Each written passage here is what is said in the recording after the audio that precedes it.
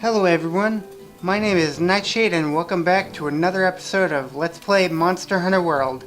In the last episode we took down a Tobigadachi and learned how the garden farm works. And in this episode we're going to be taking care of a few side quests before we go hunt the Anjanath. In case you're wondering why I take an episode or two to go and do some side quests before progressing with the main story more, it's because that some of the side quests are actually really important and offer really nice things like upgrades to your farm or new ingredients that you can use in your meals. So that's why I don't mean to break the pacing, but if you skip over these side quests, you'll miss out on a lot of money for armor and you'll be behind on kitchen upgrades to get better stat buffs for your meal. So yeah, it's just really important that you take care of side quests whenever they pop up. So yeah, I'm just making my rounds to stock up myself with potions and the lot. Shouldn't be too much. How are you today? Nothing's really changed all that much in the market. You'll usually get a notification from the guy saying like, hey, there's new stuff for you, come check out what I got. I do like the fact that you can buy potions right off the bat. In Monster Hunter Tri and 3 Ultimate, you couldn't really buy potions until you're a little bit into the game. But no, you can buy them right here, right off the bat, without any hassle. I try and see if I can buy nets here, but I can't. So that's why I checked in the market. Oh well. I think, yeah, it's just some spiderweb and ivy. It'll be a little bit before we can produce ivy and spiderweb by ourselves, but once we can, it'll be much easier to get traps.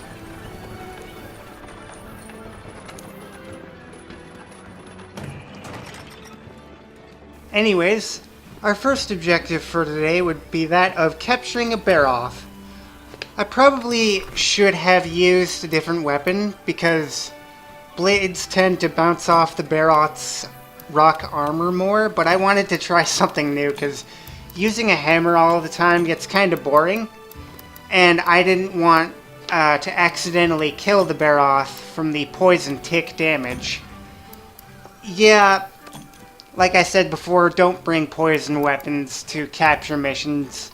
Bring something else. I probably should have seen if I could have made a Juratotus water elemental hammer to make the capture mission quite a lot easier. But you know what? It's fine. Hey, looks like we got an upgraded kitchen. So that'll be nice. Looks quite nice. What is it with anime food, or just video game food, that makes it look great? Final Fantasy 15 had nice food, and so did this game. It's like more production time goes into the food when developing a game.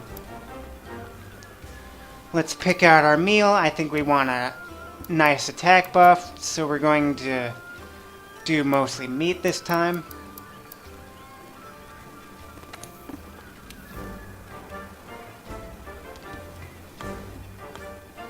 Or do I go for fish here? I think I go for a more balanced meal this time.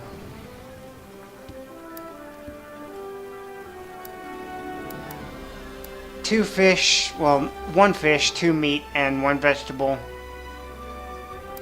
That's usually elemental resistance, I think. Which isn't bad. But the Baroth doesn't have any status ailments that it can inflict you with, besides maybe water blight.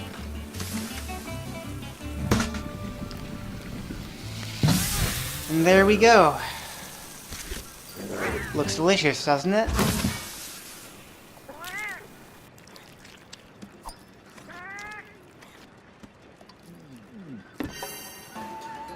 Now that we've had our meal and are properly prepared, let's go accept our quest, shall we? Hello, handler.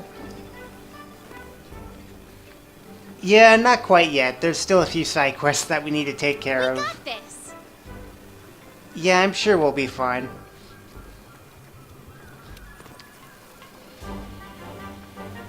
Alrighty then.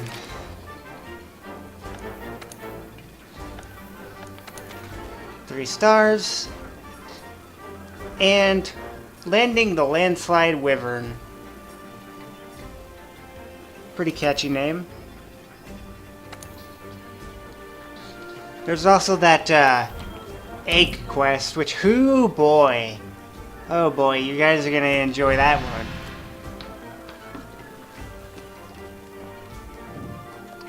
Which is why I saved it after we captured the bear off. Just a guild card. Don't know who that guy was, so I just deleted him. I probably should have accepted it now that I think about it, because I could use more friends.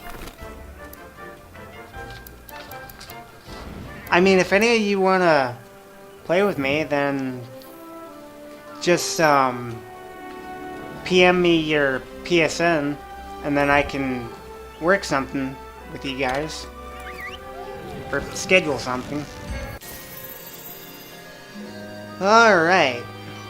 Now that we're here, let's go wrangle us a Baroth, shall we?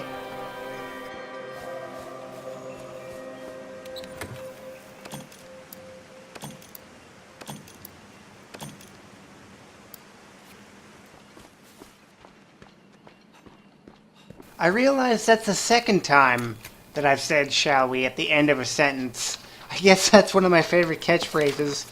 Now here, I wanted to get myself some Thunderbugs in case I messed up on capturing the Baroth with the trap that they provided me with, but I couldn't find any.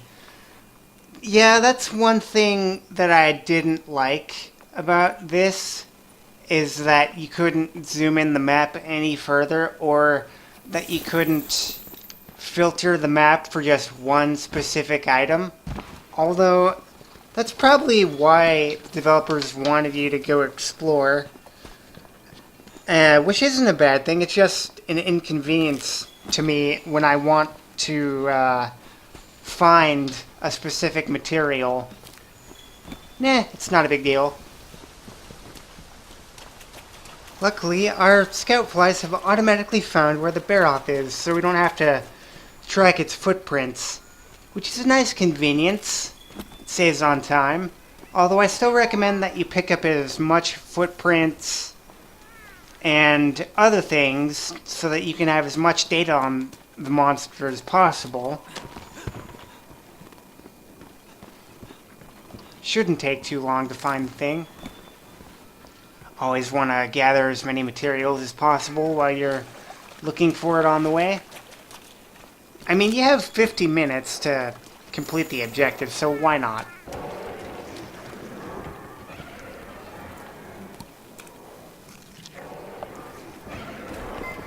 I hate Kestodon. They're basically like Rhenopoloses. They'll charge at you and knock you over. It's surprising how much knockback those little things have. And there we have it, the Baroth.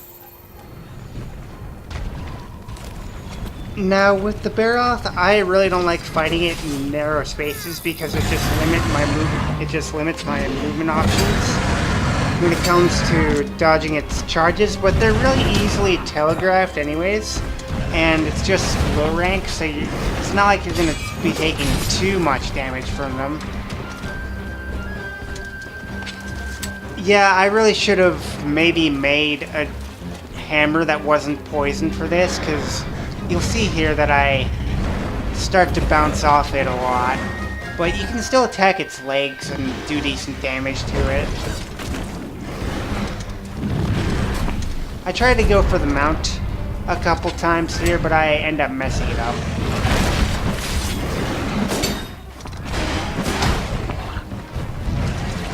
One place that it particularly bounces off is its head. So just watch where you swing your weapon if you're using a bladed weapon against the Barrock. One thing that using a longsword really helps with is cutting off the Barrock's tail, or just any monster's tail, really.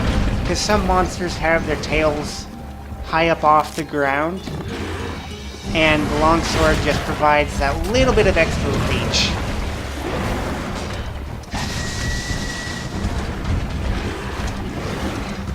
Yeah, see, like right there, I could have easily gotten hit. But there was just enough room in that corridor for me to not get hit. But I didn't expect it right there. So, not very much damage. And of course you heal me right when I use a potion. What is this, Kingdom Hearts? Maybe I should have named you Donald 2.0 instead. Oh, and by the way, here's a general rule of thumb. If a monster has a lot of armor like the Barroth, just bring a blunt weapon and use the charged R2 so that it doesn't bounce off. You can also use projectile-based weapons like bowguns and bows, because those are using projectiles and not actually slashing at the monster, and those won't bounce off. Just taking some time to mine some earth crystals, because I've been running low on those. Earth crystals are a very useful early game resource. Doesn't hurt to have quite a lot of those in stock, because you'll be using them for a lot of base upgrades.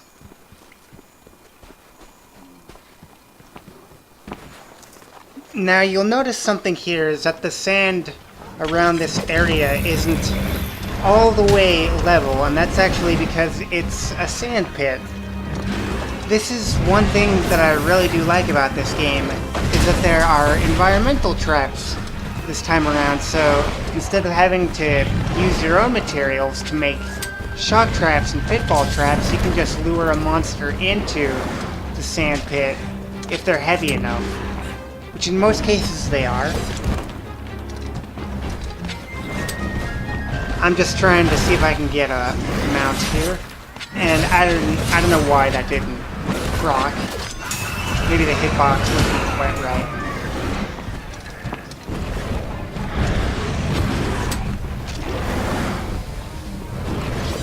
I just really like Barrock's design. I get the mount here, but I miss time if you, well, it actually falls into the sand pit. And oh boy, looks like we have ourselves an uninvited guest.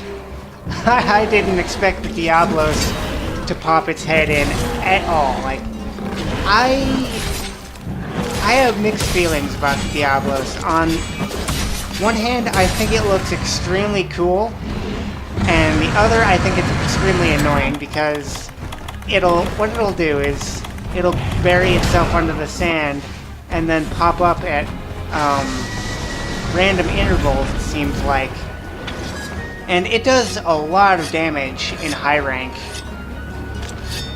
So I basically just wanted to get the hell out of there, because yeah, that thing, you don't want to mess with that. And it actually has a turf war with the Barrock, dealing a nice little chunk of damage.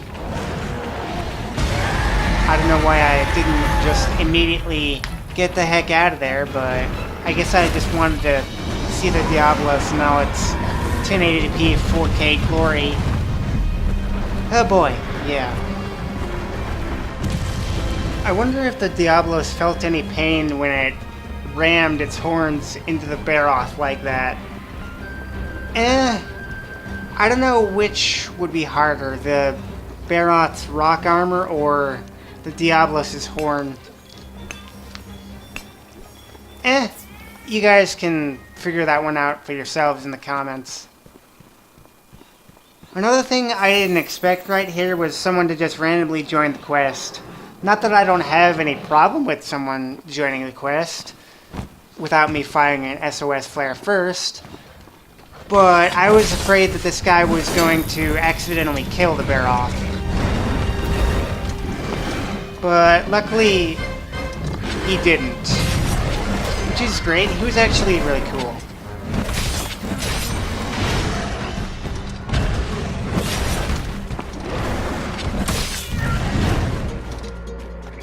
Now, one thing that I should have done a little bit more here was maybe try and aim for the tail to cut it off so that I can get one extra carb out of it, but in the long run of things, unless something specifically requires a tail, you really don't need to cut off the tail all that much. I mean, you can get more rewards than just capturing the bear outright. But another thing that cutting off the tail does is making it so that it can't use tail attacks like that one that it just did right there. Tail attacks are quite annoying, because it can interrupt your combo. And with weapons like the dual blades and longswords, getting off longer combos is important to fill the special attack gauge. Another thing that can interrupt your longsword combos is roars. That's why typically when I use longswords, I make sure that I have a set of high-grade earplugs, or just earplugs in general, because it really helps. And the more time a monster is spending roaring like that, the more time you get to hit it with. I'm surprised that the bear-off didn't stun me a couple times here. It got a few good hits on me. It's not quite limping, but I think it's almost there.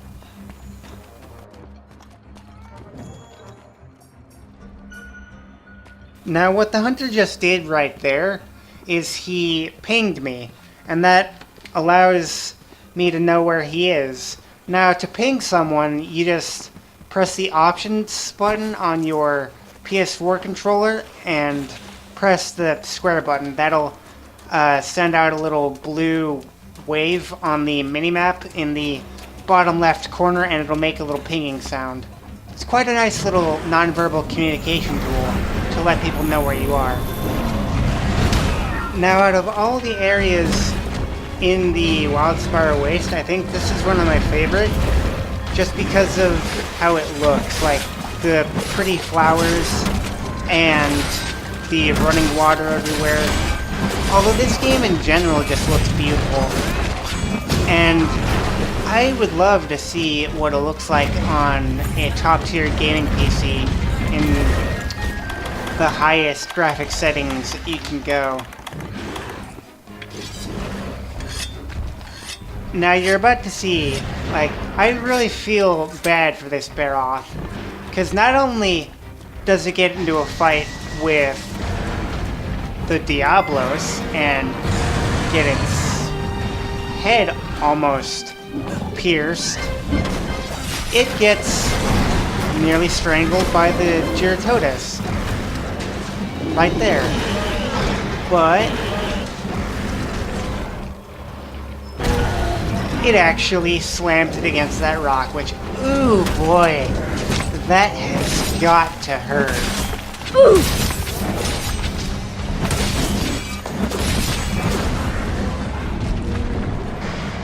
I keep trying to get a spirit combo off so that I can raise my longsword's damage output a little bit, but I keep getting knocked over by other monsters. Which, here's another tip.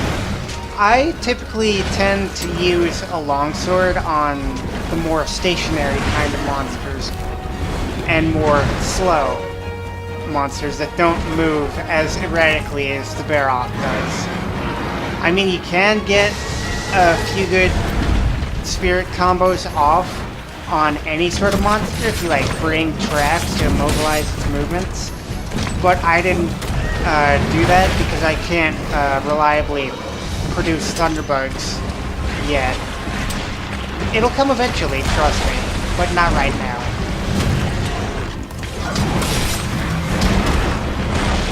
Ouch. I wonder how many concussions my hunter has gotten from being knocked up into the air like that. I swear, some of these hunters must break their backs on multiple occasions.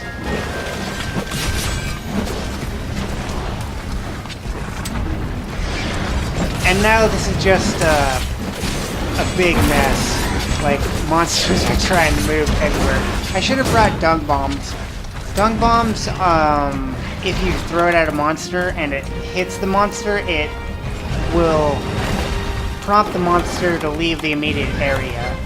It usually takes 1 or 2 dung bombs, depending on the monster.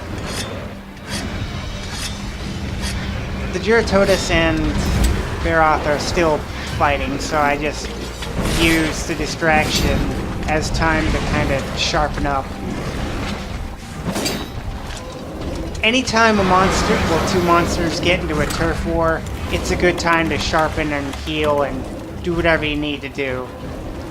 Now that we have the Baroth limping, it's a good time to put down a trap. Now, because of the mud in this area, I'm not as reliably able to put a trap down. So while he's sleeping, I just have to think of a good spot to put the trap in. Now here was the point where I was kind of getting nervous that the guy would kill the Baroth.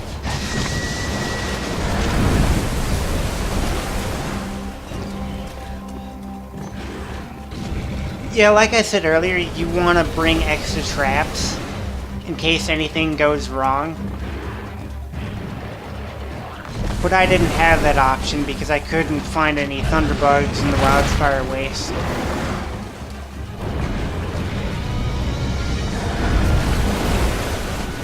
Here I ping the hunter to come over here so that I can have the Baroth walk into a trap I'm about to place.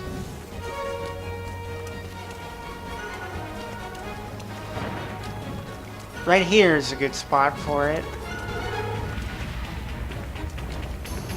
And luckily, he walked right into it. And now all we have to do is trank bomb him.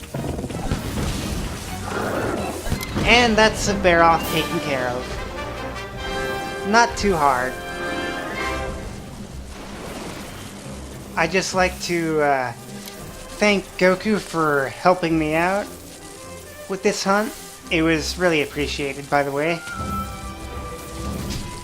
Let's get back to base and claim our rewards.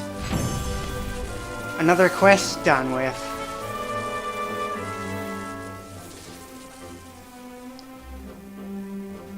Shell. Oh yeah, I cut out that, but it was basically just some basic rewards. Although I did get a tail without cutting the tail off, which was a capture reward. Not too shabby at all, if I do say so myself. Oh, and for dung bombs, I think it's just bomb casing and some dung, obviously. But they're really useful tools.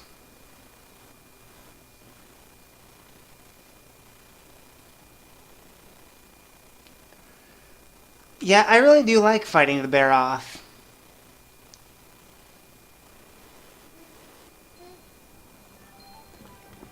Items are ready to be collected, and ecological results. Nice. And here we have a reward from the biologist dude who wanted the Baroth capture in the first place. Hello. Here's a little thank you from the go-getters. I insist you have it. More research points. Excellent. And here we have the Baroth sleeping. And that's a done job. Just checking the map to see if there's any other objectives to do.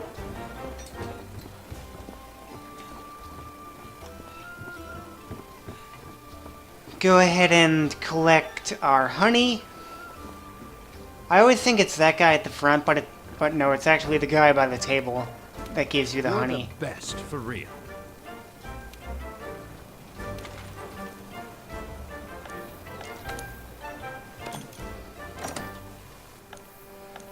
Yeah, I should probably wait until the harvest box gets a little bit more full.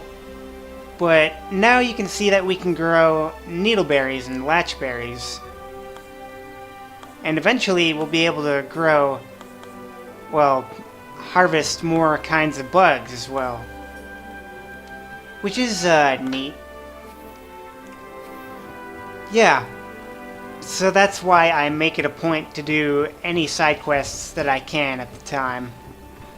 Because you'll miss out on vital things like that if you don't. Here I'm just preparing for the next quest. So you know what? I'll just cut until we're ready. Now these next couple of quests are gathering quests, which are pretty easy, right? But I have a bit of a story to tell for the egg gathering quest. You know how the map icons are small and you can't easily pick out things because they're so small? Well, I spent a good 10 to 15 minutes looking for the egg pile. After that I fired an SOS flare for help. Got someone to point out to me where the egg pile was, so that was cool. Then I completed the quest, and when I went to hit the save record button on the PS4, which was just double tapping the share button, I misinputted, and apparently I didn't double tap it fast enough. And it brought up the save screenshot button instead of the notification saying, hey, like your recording was saved. So I lost the whole entire recording, so now I have to redo this quest, which was a good 15 minutes of my time just wandering around looking for the dang pile of herbivore eggs. Man, this client for the mission must want some good quality scrambled eggs if I have to put in that much work for it. Since this is just a simple gathering quest, what I think I'll do is I'll just speed it up because it's really not that interesting. It's just me picking up some eggs and taking them back to the delivery box right here.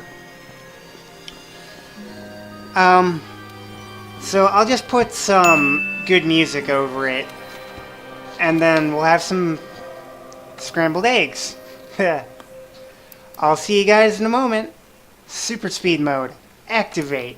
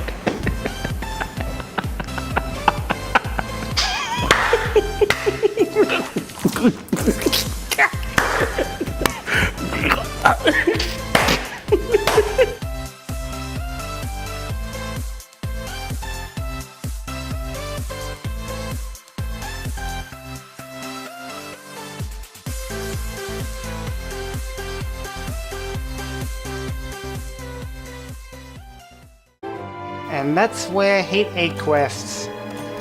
You all can feel my pain now. Although they didn't block off any of the areas this time, so I'll give them props for that, so it's less annoying. Still, not my favorite pastime. Not at all. Although this next quest is just a cactus gathering quest, so it shouldn't be too taxing. Whew, boy, I hope the client is happy with what they got. Because I'm not doing that again. I already did it twice. So let's head back to base.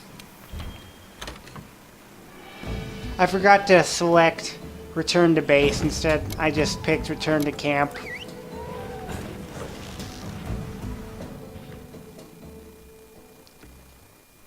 Hunting tips. There are 5 elements: fire, thunder, water, ice, and dragon. Take advantage of a monster's elemental weakness to damage it more. Very solid advice indeed.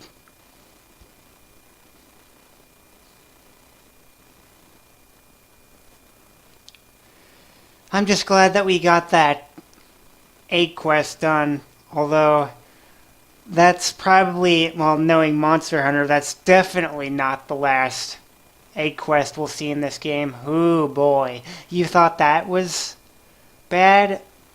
Try delivering eggs when a giant dragon is trying to kill you.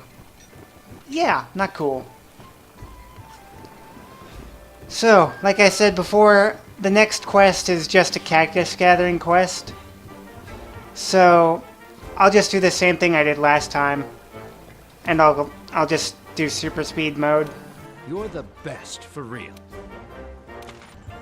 Oh yeah, and I forgot to mention, while I was out there off screen, I found a new spot for a camp in the Wildspire Waste, so let's just turn in the materials and get that done.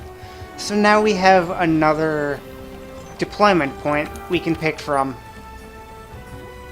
Maybe I'll mess with investigations a little bit in future episodes. Maybe do some multiplayer with you guys? And that's up to you, really. I only have 20 subscribers right now, so not very much. Anyways, let's pick the next quest, or should I say our last quest for today, which is going to be Prickly Predicament. Say that 5 times fast. Go ahead and pick our new camp. The central camp. We don't need to eat right off the bat, so we'll just head out.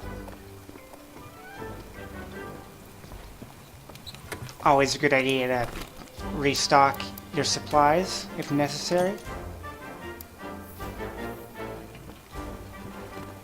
I'll see you guys there.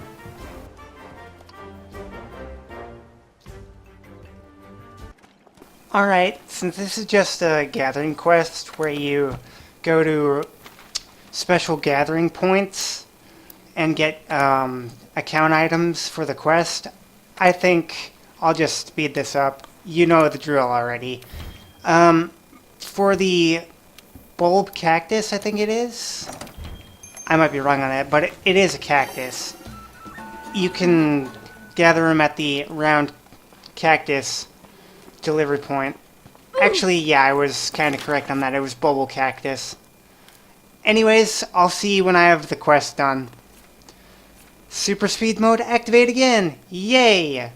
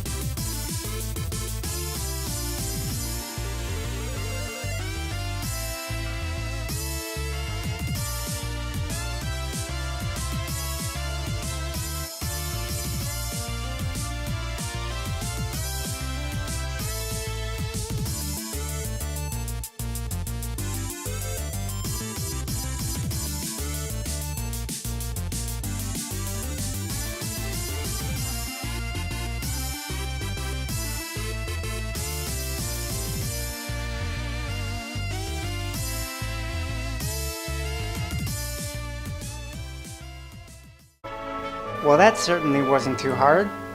The only thing that was scary was the Diablos that popped up, but he really didn't bother me. We got some basic materials, including another Thunderbug, which is also helpful. With that, we can now request more items at the Botanical Research Center, and we get a jewel cactus added to the ingredient list. Hopefully they remove the spines before serving it to us. I'd say we got quite a lot done this episode. Wouldn't you?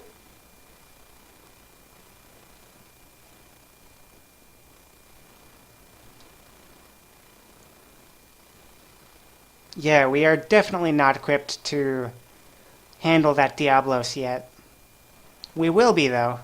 It'll just take a while.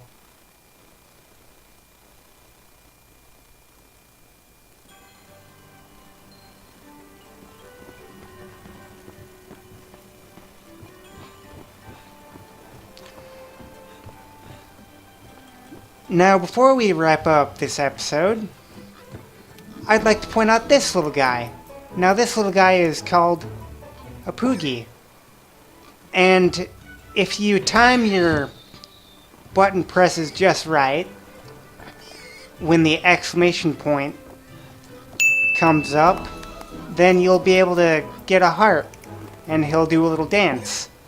Now, what this did in previous Monster Hunter games was supposedly increase the drop rate for rare items.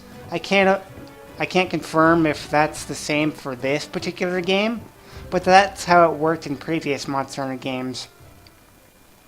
Anyways, for this episode, we captured a Baroth, which was splendid. We took care of the first of many infamous egg gathering quests, and we took care of a cactus gathering quest as well, and got some new ingredients for the canteen, and we can grow more stuff at the Botanical Research Center. Next episode, we'll be hunting the Anjanath finally. I'll see you guys next time. My name is Nightshade, and I hope you have a wonderful day. See ya!